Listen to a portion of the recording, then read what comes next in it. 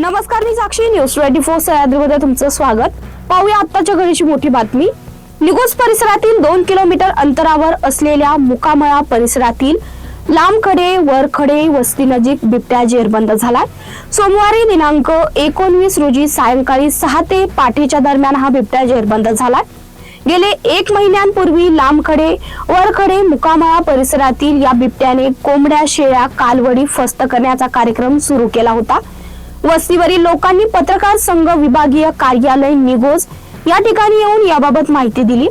पत्रकार संघाने लगेच याबाबत वन संरक्षक अधिकाऱ्यांना याबाबत माहिती देऊन पिंजऱ्याची मागणी केली. या मुकामळा परिसरातील युवकांनी साधारण 10 ते 12 किलोमीटर अंतरावर असलेला एक पिंजरा या ठिकाणी आणला. मात्र या बिबट्याची दहशत सातत्याने वाढतच होती.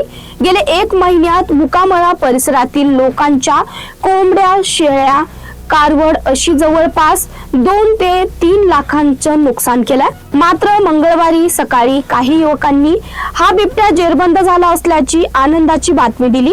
मात्र याचबरोबर आणखीन एक बिबट्या या परिसरात असून त्याचाही बंदोबस्त तातडीने करण्याची मागणी मुकामळा परिसरातील लांबखडे वरखडे येथील वस्तीवरील युवक व ग्रामस्थ यांनी केली. या बातमीसहित सांगतोय तुम्ही पात्रा न्यूज 24 सह्याद्री.